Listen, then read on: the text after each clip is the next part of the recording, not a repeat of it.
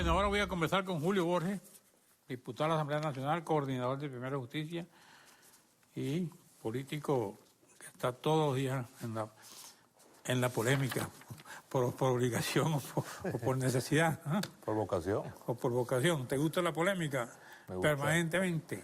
No, me gusta la discusión de ideas y me gusta argumentar. Pero tú crees que están discutiendo ideas. ¿Tú sabes que el país siente que gobierno y oposición han asumido el error de proyectar lo que es un sistema de gobierno en democracia? Es decir, discutir de verdad ideas. No, ojalá. Yo quiero ver ideas porque yo soy un fanático de la conciliación, porque sé lo que es cuando las sociedades se desgarran. Totalmente. Y sé cuando se pierden las magnitudes del diálogo, sea dónde podemos ir. Totalmente. Son conflictos que uno sabe cuándo comienzan, no cuándo terminan. Claro. Y a mí me molesta y me preocupa mucho eso para mi país.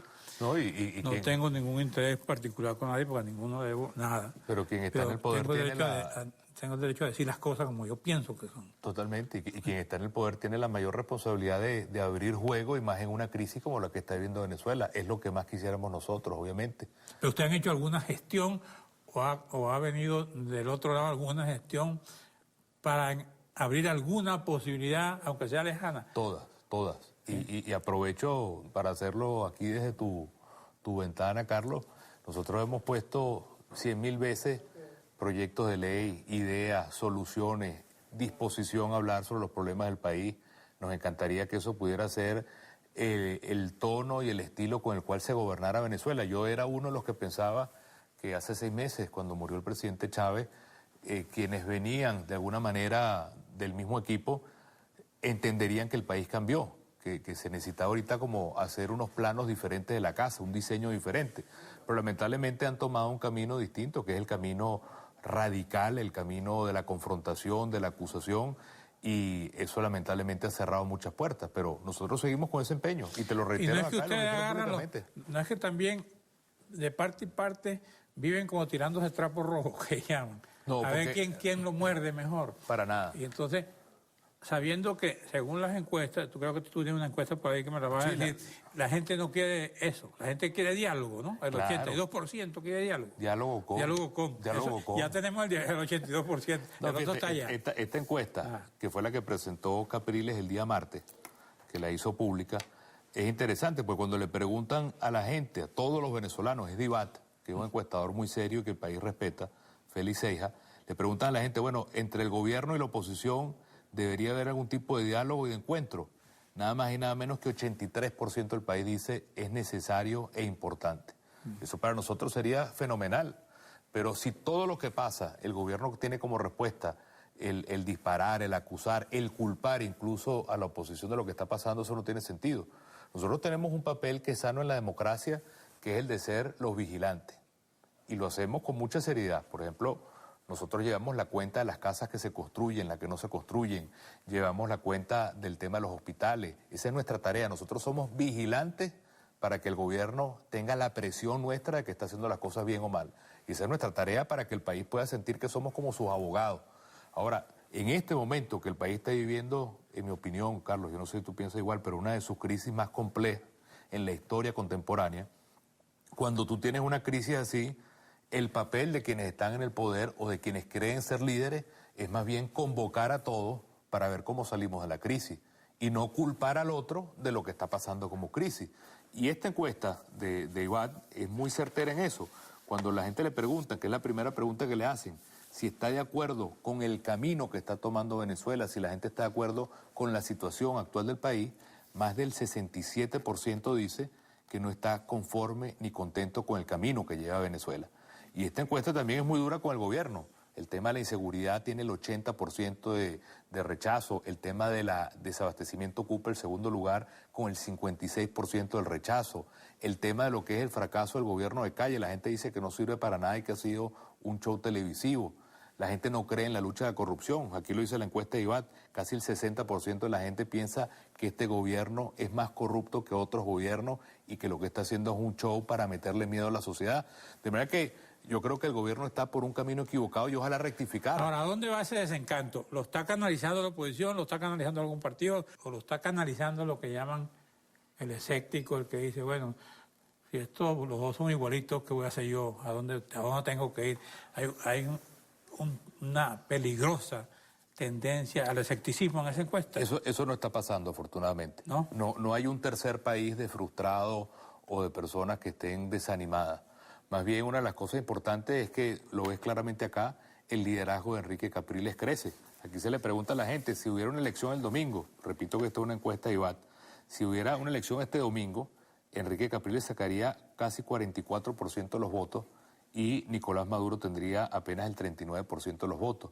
Es decir, Enrique Capriles ha crecido en su liderazgo y Enrique Capriles al final está siendo no un líder de oposición, sino un líder de alternativa, de construcción, de proposición. Y creo que eso Correcto, es lo que pero está haciendo el mientras país. tanto vamos a vivir 6 años en campaña electoral, 5 años, 2 años.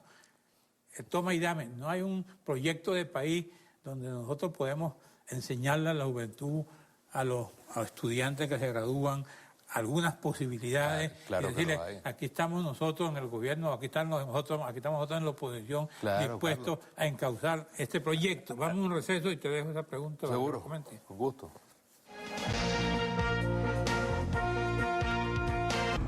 Julio Borges, ¿qué me ibas a decir? No, tú me preguntabas sobre las soluciones. Al final, para uno es mucho mejor hablar de ideas, de proyectos, de soluciones concretas en cualquier área del país que estar en esta especie de discusión eterna con el gobierno. Uno al final se preparó y estudió y ya ha tenido la posibilidad de leer y de comparar para dar soluciones. Y a nosotros nos encantaría poder tener y debatir, ojalá este programa fuera debate, para hablar sobre el tema de la seguridad y el Poder Judicial en Venezuela. Yo lo he querido hacer, lo que pasa es que cuando viene uno no viene el otro. Yo vendría con quien sea acá, con quien sea, lo hemos demostrado. Pero bueno, está invitado quien sea a debatir con Julio Borges. Cuando vean a quien sea el gobierno, de verdad, quien sea el gobierno, que acepte venir aquí a discutir cualquiera de los temas, el tema económico, el tema de la producción nacional, el tema de que no se regalen los dineros, el tema de tener políticas para la construcción de vivienda, el problema de los hospitales o la seguridad social, cosas que hemos expresado nosotros a través de proyectos de ley. Hemos llevado la ley del primer empleo, que le da premios a las empresas para generar empleo para los jóvenes, el cesta ticket para nuestros viejitos que están jubilados, engavetado también, la ley de producción nacional para hacer de la producción de tierras que están ahorita en manos del gobierno. Es decir, soluciones hay, pero estamos retrocediendo porque el gobierno pareciera que se tapa los ojos, los oídos. Me gustó eso de los viejitos, no por mí, porque yo tengo algunos compañeros que sí son... No, es que te digo una cosa, nosotros hemos llevado cerca de 12 Hay un leyes. señor Beltrán Socorro que tiene como 90 años y no ha conseguido su pensión al No, seguro. pero te digo una cosa, nosotros hemos llevado muchas leyes a la Asamblea, por firma. Una de ellas fue el cesta ticket para las personas jubiladas. Cesta ticket de farmacia o cesta ticket de comida.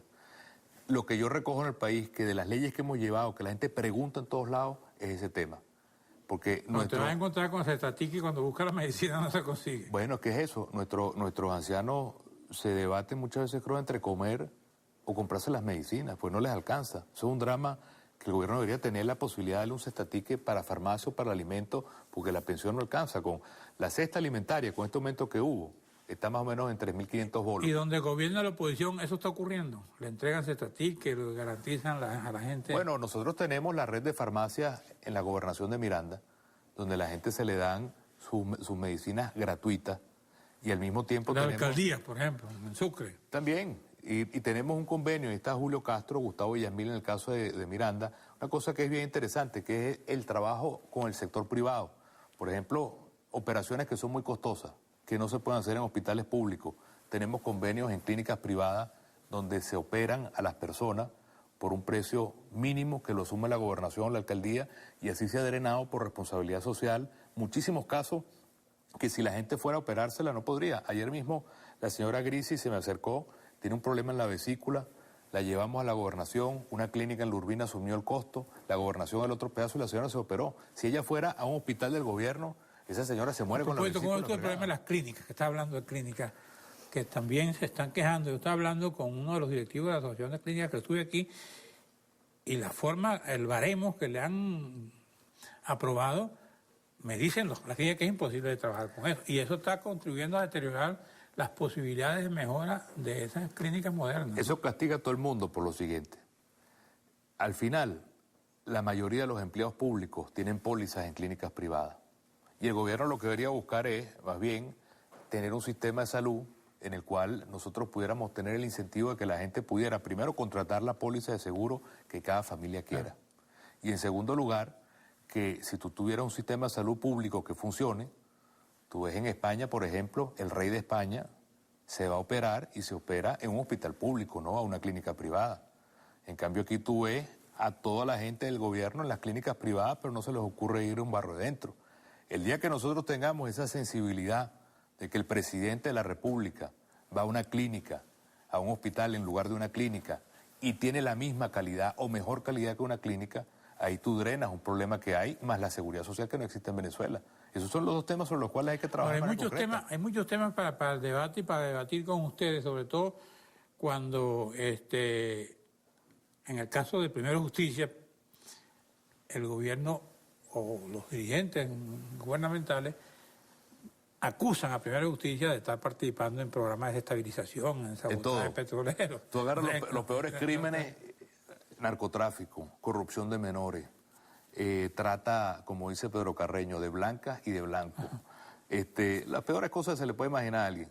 Ahora, yo creo que lo hacen con un sentido de tratar de dividir la unidad, de tratar de atacar a Primero Justicia, que es un pilar muy importante en la unidad, es una columna importante en la unidad, además el movimiento de Enrique Capriles, pero creo que eso lo que nos hace es más fuertes, más unidos y entender que este es un momento en el cual esa lucha por la verdad, por la resistencia, por tratar de lograr un país mejor, nos responsabiliza mucho más. Eso es lo que nos toca a nosotros. Y saber que el país al final, fíjate que esta misma encuesta que le hicimos por ese ustedes tema. lo vinculan con Uribe. Con todo el mundo, con todo el magnicidio, ¿no? Aquí tuvo el ministro del Interior, dijo que tenía muchos elementos que iba a presentar. No sé si lo ha presentado. No ha presentado nada. Ajá. Pero tú te pones a ver, Carlos. Primero que la encuesta aquí también refleja que esas acusaciones contra el Primero Justicia, la mayoría del país ni las ¿Qué cree. dicen de Primero Justicia? Fíjate, de Primero Justicia, aquí le preguntan. Espérate para buscarte aquí un momento. Te digo también una cosa sobre lo que tú decías ahorita aquí está, mira. Acerca de las acusaciones contra el Primero Justicia. ¿Qué tan acuerdo o en desacuerdo está? Primero Justicia es el partido más corrupto del país. Mayoritariamente en desacuerdo, 33% y 14%. De acuerdo, solamente 11%. Es decir, la mayoría de la gente ve que esos son guerras. Hay medio país que no opina. No, después está, no sabe, no responde, 16%, gente que no sabe. Y fíjate que, por ejemplo, aquí le preguntan a la gente también, todos los partidos políticos, sean del gobierno o de la oposición, son corruptos. Dicen que sí, la mayoría. No, fíjate que la mayoría de la gente, solamente la gente que está de acuerdo es el 23%, y muy en desacuerdo 10%, y en desacuerdo 25%. Lo que pasa es que no si sabe, te no oye a responde, ti, siente. si te oye a ti y oye a la otra, si oye al gobierno y oye al Primero Justicia, tú eres, no, dame tu corrupto que yo te doy el mío. Aquí está, te acusan a Mardo, a ustedes los acusan de defender la corrupción de un diputado que recibe dinero sin poder recibir. ¿Eso cómo lo evalúan ustedes? No, aquí lo que evaluamos es que están fabricando delitos, pues en el caso de Mardo no hay delito, y lo que están tratando es de... ¿Por qué? Porque simplemente en el caso de Mardo se le está... La gran prueba que mostró Diosdado en la Asamblea Nacional fue un cheque forjado, no fue el que vino de Sudeván o vino de un banco que lo emitió, fue una fotocopia. ¿Y cómo lo asume el Tribunal Supremo y lo asume la Fiscalía? La propia fiscal, yo te puedo mostrar el video si tú me das el permiso, donde en la audiencia que yo fui, la propia fiscal dice que ella entiende que no hay prueba, pero que ella pide que se le quite la inmunidad parlamentaria para comenzar a investigar, es decir, disparo primero, averiguo después. ¿Verdad que yo creo que en eso el país está claro? El Poder Judicial en Venezuela es un Poder Judicial totalmente politizado y partidizado, y yo creo, y nosotros que nos llamamos Primero Justicia, entendemos claramente que aquí hasta que no tengamos un Poder Judicial fuerte, autónomo, independiente del billete y del poder político, si no logramos eso, aquí no habrá ni seguridad para nadie, ni habrá confianza en las inversiones, ni habrá una democracia real. ¿Y cuándo es eso? ¿Cuándo tú prevés que eso puede pasar en el país? Cuando nosotros lleguemos democráticamente al poder. ¿Y tú crees que los que vienen garantizan esa ecuanimidad en el Poder Judicial también? Nosotros somos los que venimos. A nosotros nos va a tocar por el voto popular gobernar este país, y nosotros estamos claros porque es la semilla que nos dio nacimiento, que aquí la gran revolución en Venezuela es tener una justicia cercana, una justicia para todos los venezolanos y una justicia que sea realmente al servicio de la gente y no una justicia servicial como la que tenemos ahora. Esa es la realidad, ese es el gran cambio. Lo demás es pura paja, esa es la verdad. Es así, don Carlos. Son unos niños de pecho. No, sino que estamos claros de lo que nos toca como responsabilidad histórica. Y la están asumiendo en qué sentido. Y la estamos asumiendo y nos ha costado infamia, violencia, todo lo que hemos vivido en estos años. Y eso nos hace a nosotros más fuertes y nos hace luchar por unos valores mucho más concretos y no simplemente llegar al poder para enchufarse. ¿Qué evaluación tienen? Y estamos terminando el programa. ¿Qué evaluación tienen ustedes sobre todo esto que ha pasado, los apagones y los informes sobre la MOAI que presentó ayer el ministro de Energía y Minas, donde dice que hay elementos de sabotaje? ¿Ustedes qué dicen sus técnicos? Te lo digo en 10 segundos. Ajá.